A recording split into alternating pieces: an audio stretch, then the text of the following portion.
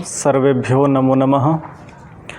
तो आज हम चर्चा करेंगे पहले अभ्यास को लेकर के। हम लोग चल रहे थे, पहले अभ्यास में हम लोगों ने कुछ शब्दकोश पढ़ लिए थे और हमारी चर्चा नियमों पर भी हो गई थी। तो रचनानुवाद कौमुदी का पहला अभ्यास चल रहा है। ये वो पुस्तक है, जो भी व्यक्ति मंगाना चाहते हैं ये ऑनलाइन भी उपलब्ध है या फिर इसका पीडीएफ भी आप डाउनलोड कर सकते हैं। तो इसमें पहला अभ्यास जो हमारा चल रहा है उसमें हमने शब्दकोश हमारा हो गया था और जो नियम इसमें आए थे वो भी हमने समझ लिए थे। आज शब्दकोश में ही एक भाग है अव्यय। तो अव्यय जो हैं इसमें जैसे कि आप देख रहे होंगे ग वाला भाग है शब्दकोश में। यहाँ लिखा है अत्र मतलब यहाँ, तत्र मतलब वहाँ, यत्र मतलब जहाँ और कुत्र मतलब कहाँ, और एक लास्ट में है किम, इसका अर्थ होता है क्या। तो ये पहले अभ्यास के शब्दकोश हैं। इनमें अव्यय जो हैं ये भी अहम भूमिका में हैं यहाँ पर, क्योंकि आप जब इनकी संस्कृत बनाओगे, हिंदी में जो वाक्य दिए हुए हैं दूसरे पेज पे उसी के सामने, तो इनकी जब हिंदी बनाओगे यहाँ पे कौन, कहाँ, क्या, यहाँ वहाँ आदि शब्द आपको मिलेंगे। तो ये भी आपको याद कर लेने हैं। इसमें जो किताब में शब्दकोश दे रखा है उसमें उसको जो है 4 भागों में बांटा हुआ है। देखो, सबसे पहले जो क लिखा हुआ है, जहाँ पे सह मतलब वह, तव मतलब वे दोनों आदि लिखा हुआ है, तो यहाँ पर इनको बोलते हैं संज्ञा या सर्वनाम शब्द। क्या है, आपको इस कोश में 4 भाग देखने को मिलेंगे। इसमें लगभग 20 शब्द हैं। तो उनमें से क वर्ग में आपको संज्ञा या सर्वनाम शब्द मिलेंगे। ख वर्ग में धातु या क्रिया शब्द मिलेंगे। धातु मतलब क्रिया या कह लो वर्ब, और क्रिया शब्द मिलेंगे। ग वर्ग में आपको अव्यय या क्रिया विशेषण मिलेंगे और घ वर्ग में आपको विशेषण शब्द मिलेंगे। तो ये जो शब्दकोश है, जो यहाँ पर 20 शब्द लिखे हुए हैं, ये 4 विभाग में विभाजित हैं। तो वो आप इससे भी समझ सकते हैं। यहीं पर संकेत दिया हुआ है पहले पेज पे, शब्दकोश के जस्ट नीचे। तो ये सब हमारा हो गया था। इसको, ये जो इधर वाला पेज होता है पहले वाला, जिसमें शब्दकोश लिखा हुआ है और उसके नीचे नियम आदि भी लिखे हुए हैं, ये आपको स्मरण करना होता है। क्या स्मरण करना होता है, याद रखना होता है। तो इसको याद करने के बाद जब आप इनको अभ्यास को बनाएंगे तब आपको बहुत ज़्यादा आसानी होगी। इसी में चलिए आज हम, क्योंकि नियम हमने समझ लिए थे और शब्दकोश भी हमारा लगभग हो गया था सारा, तो अब हम जो है अभ्यास जो एक ऊपर दिया है ये कार्य आपको नोटबुक में करना होता है, कॉपी में करना होता है। तो इसी में कुछ वाक्य लिखे हुए हैं ऊपर, उदाहरण वाक्य, कि आपको किस प्रकार से वाक्य बनाने हैं। तो ये लोग बना करके दिखा रहे हैं, उसी के अनुसार आप भी इनको बनाएंगे। तो सबसे पहला वाक्य लिखा हुआ है वह पढ़ता है। वहीं पर ध्यान रखें आप लोग, वह पढ़ता है। तो सह पठति, सह पठति, क्योंकि वह की संस्कृत क्या है, सह, और पढ़ता है तो पठति। इसी प्रकार से आगे दे रहे हैं कि वे दोनों पढ़ते हैं। क्या, वे दोनों पढ़ते हैं। तो वे दोनों की संस्कृत क्या आती है, तौ। और क्योंकि 2 व्यक्ति पढ़ रहे हैं तो क्रिया भी द्विवचन की लगेगी। तो पठति पठतः क्या बनेगा, तो तौ पठतः। इस प्रकार से आगे दिया है वे सब पढ़ते हैं। तो वे सब के लिए क्या आता है, ते। आगे पढ़ते हैं तो पठन्ति। तो आगे लिखा भी है यहाँ पे ते पठन्ति। आगे चौथा वाक्य दिया है वहाँ क्या हो रहा है। तो वहाँ की संस्कृत, जैसे मैंने कहा कि इसमें एक भाग है अव्ययों का, तो ये अव्यय जो हैं इनका भी आपको प्रयोग करना है। तो वहाँ के लिए क्या आया है, तत्र। क्या आया है, तत्र। तो वहाँ क्या हो रहा है, तत्र क्या के लिए आता है? किम। तत्र किम, और होने के लिए कौन सी धातु आई है? भू धातु, इसका बनता है भवति। तो तत्र किम भवति। इसी प्रकार से आगे दिया है बालक कहाँ, बालक वहाँ जाता है, बालक वहाँ जाता है। तो बालकः तत्र गच्छति। आपको मैंने बताया था पिछली क्लास में भी, पिछली कक्षा में भी, कि जिस वचन और पुरुष का कर्ता होगा उसी वचन और पुरुष की क्रिया भी लगेगी। तो जैसे बालक आपका प्रथम पुरुष एक वचन में कर्ता है, एक है, तो क्रिया भी प्रथम पुरुष एक वचन की ही लगेगी। तो बालकः तत्र गच्छति। आगे है छठा वाक्य, वह मनुष्य हंसता है। तो वह के लिए सह, मनुष्य के लिए मनुष्यः, हंसता है के लिए हसति। तो सह मनुष्यः हसति।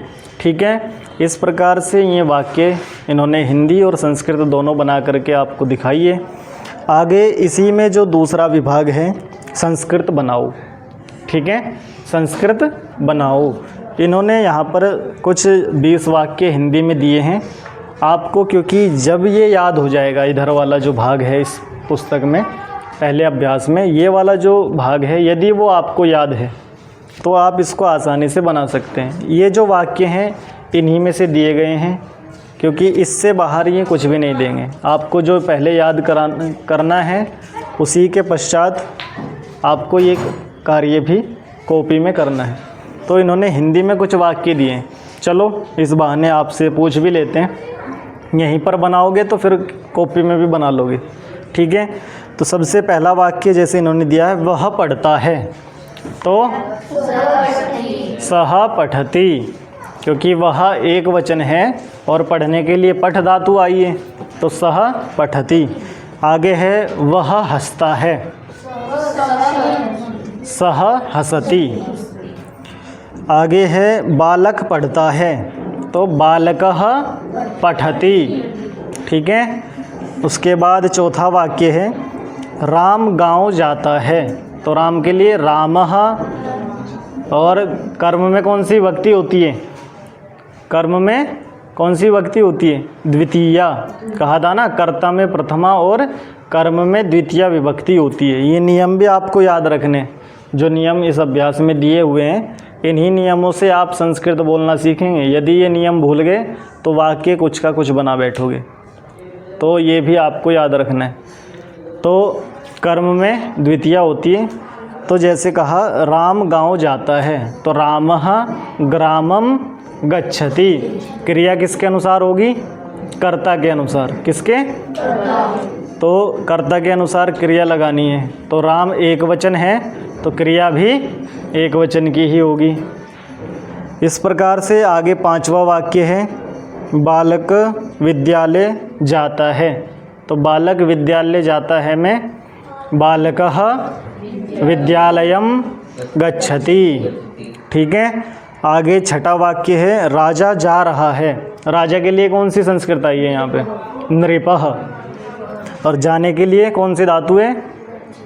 गच्छति। तो नृपः गच्छति, मतलब राजा जा रहा है। आगे सातवां वाक्य है वह मनुष्य कहाँ जाता है। तो वह मतलब सह, मनुष्यः, कहाँ के लिए?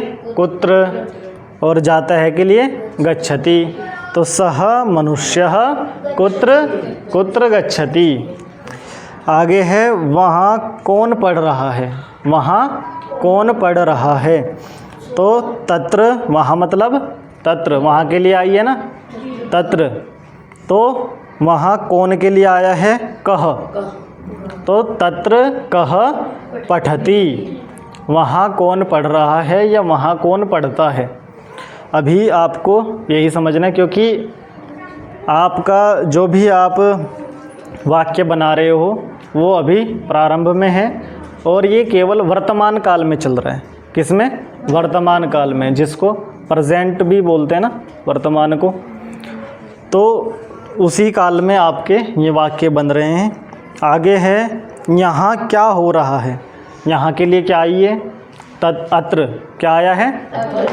अत्र किम भवति, अत्र किम भवति, यहाँ क्या हो रहा है। आगे है वह बालक हंसता है, तो सः बालकः हसति। आगे ख वर्ग में कुछ वाक्य दे रहे हैं। 11वां वाक्य है आपका, वे दोनों पढ़ते हैं। वे दोनों के लिए तौ और पठतः, हाँ तौ पठतः।